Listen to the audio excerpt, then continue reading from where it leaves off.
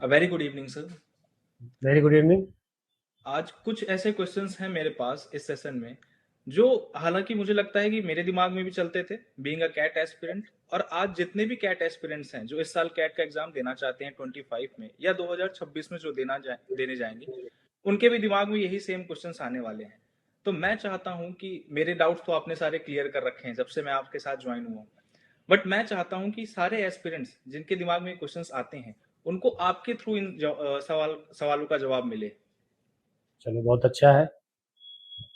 तब मेरा तो पहला क्वेश्चन अगर आप कहें तो मैं पूछूं आपसे। बिल्कुल बिल्कुल।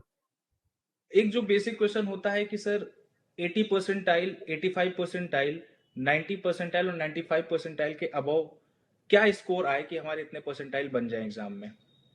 मीन्स एक मैं रेंज चाहता हूं आपसे।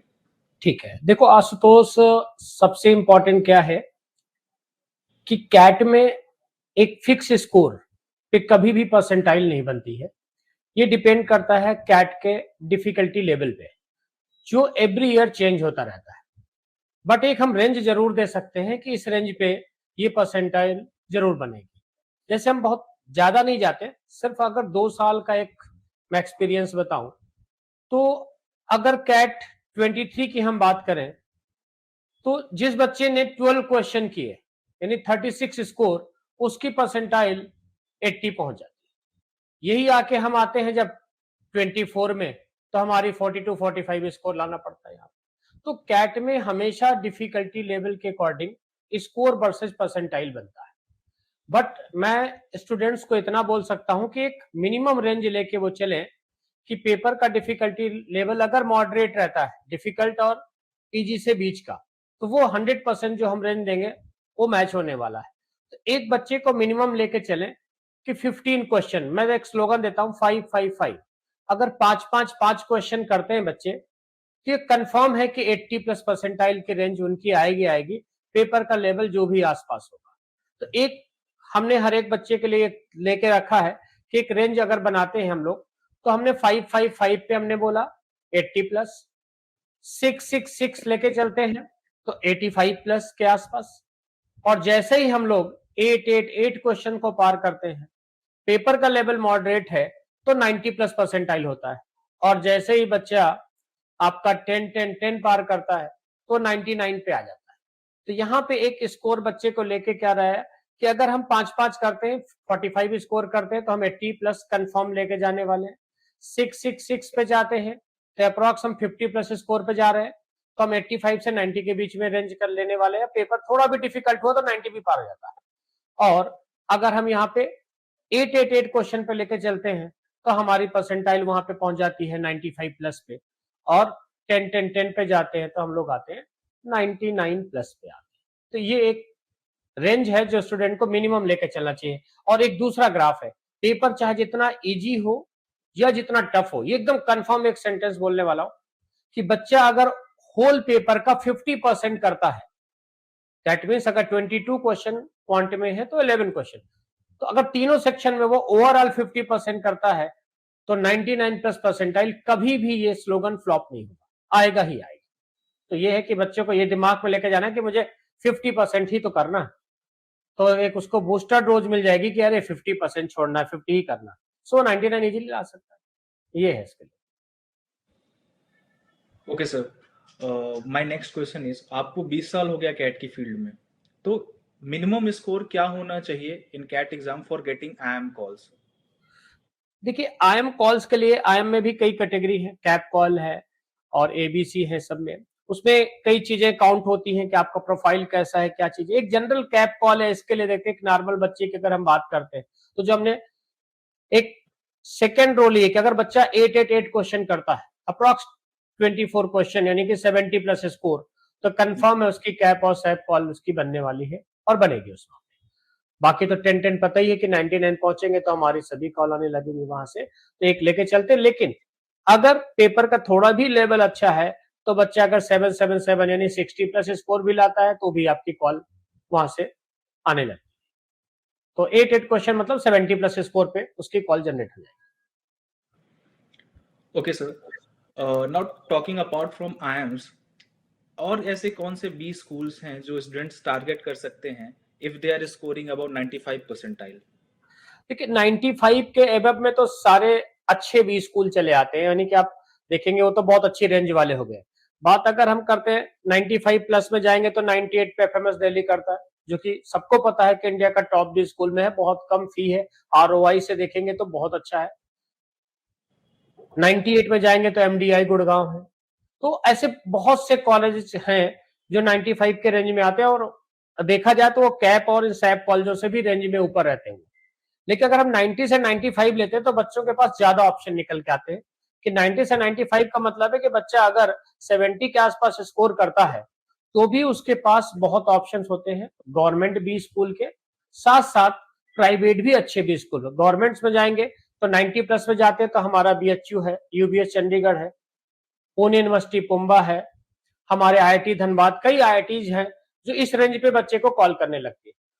अगर प्राइवेट कॉलेजेस में जाएंगे तो आईएमटी गाजियाबाद है, आईएमआई दिल्ली है, लाल बहादुर शास्त्री, ऐसे जेआईएम गोवा है, ऐसे बहुत से कॉलेज रेंज बच्चे के पास हाथ में आ जाती है अगर वो 90 प्लस के आसपास स्कोर करने लगता है। जैसे आपका एग्जाम भी भुवनेश्वर है, जेट का भी स्कोर लेता है, कैट का भी लेता है, तो बच्चे के पास बहुत ऑप्शन बन जाते हैं अगर बच्चा सिर्फ और सिर्फ 8 क्वेश्चन की रेंज को पार कर जाता है।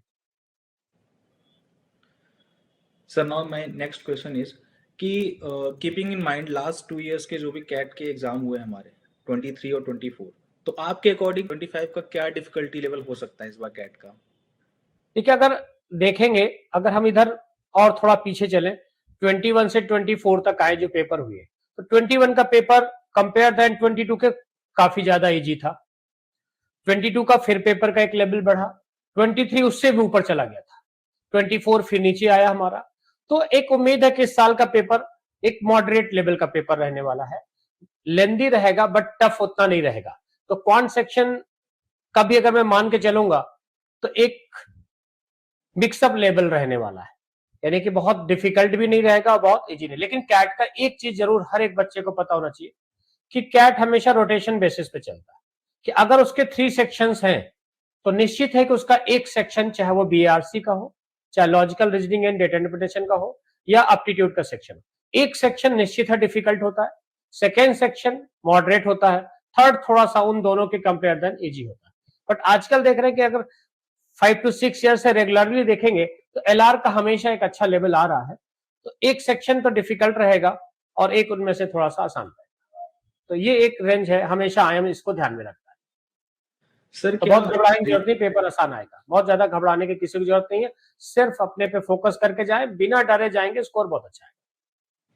सर एक और क्वेश्चन मेरे माइंड में आ रहा है कि हाँ। क्या रियली स्लॉट्स में डिफरेंसेस आ जाते हैं, जैसे slot 1 versus slot 2, slot 3, difficulty wise कोई डिफरेंस आता है क्या इनमें? बिल्कुल आता है, अगर आप ये बात कहेंगे तो मैं कहूंगा आता है। जैसे स्लॉट 1 का पेपर अगर देखेंगे तो 2 और 3 के कंपेयर देन इजी आता है, बट ये नहीं कहा जा सकता कि स्लॉट 2 और स्लॉट 3 इतना टफ होता है कि स्लॉट 1 वालों को बहुत ज्यादा फायदा हो गया, क्योंकि स्कोर तो नॉर्मलाइज होगा।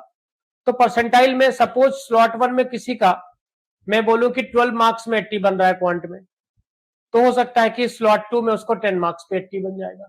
तो मैं अगर उसको बच्चे ये माइंडसेट बना लेंगे कि मेरा स्लॉट 2 है तो क्या होगा, तो ये गलत धारणा, ये नहीं बनाना चाहिए। वो लगभग सब सिमिलर रहता है। मैंने कई टॉपिक का देखा, जैसे मैं छोटा सा एग्जांपल दे रहा हूं, मैं 2 टॉपिक लेते हैं।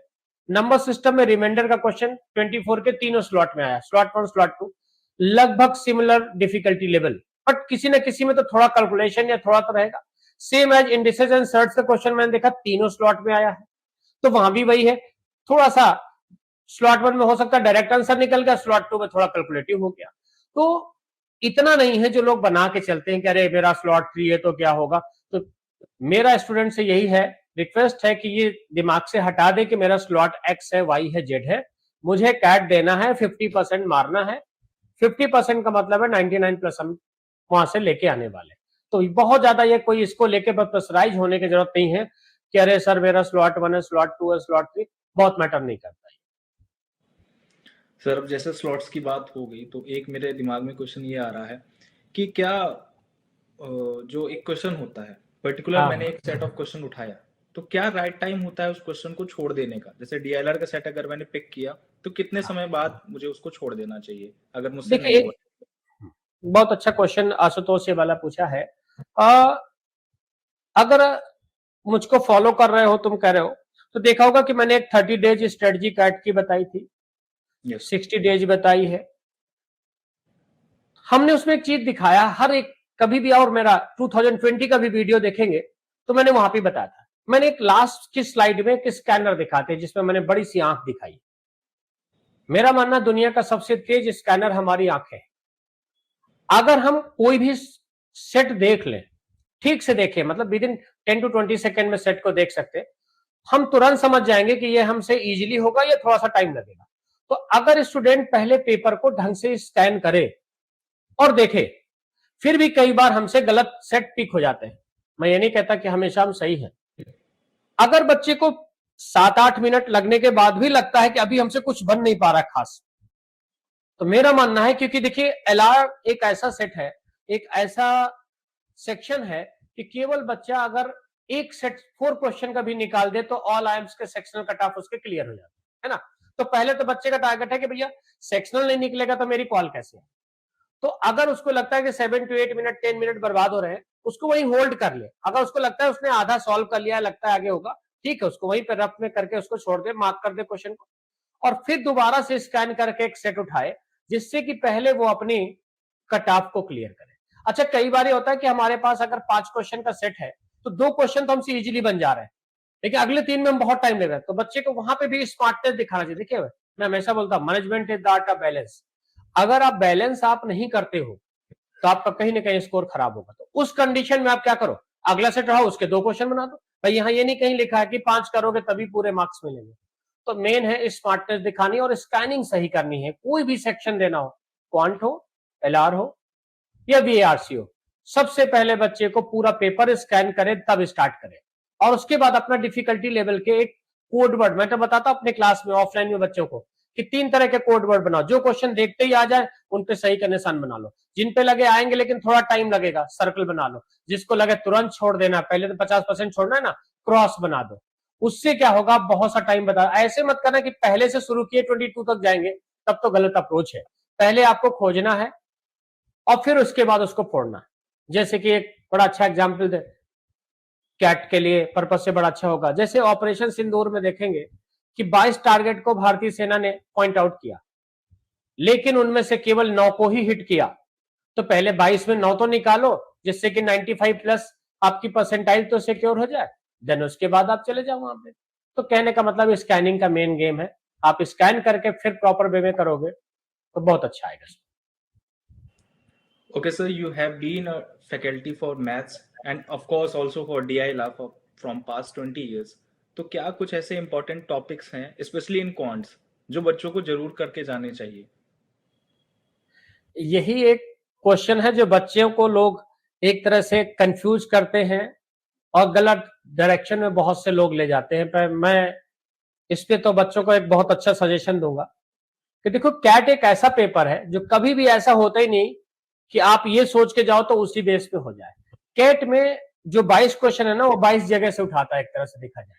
सपोज अर्थमेटिक है ना, तो हर टॉपिक को टच करने का कोशिश करता है कि एक एवरेज का क्वेश्चन चलाए, तो दो, अब रेशियो प्रोपोर्शन के अंदर 4-5 टॉपिक मिक्सअप है, जैसे रेशियो है, पार्टनरशिप है, वेरिएशन है, एलिगेशन एंड मिक्सचर है, बहुत से टॉपिक उसके अंदर है। तो 2-3 क्वेश्चन वहां से उठाता है।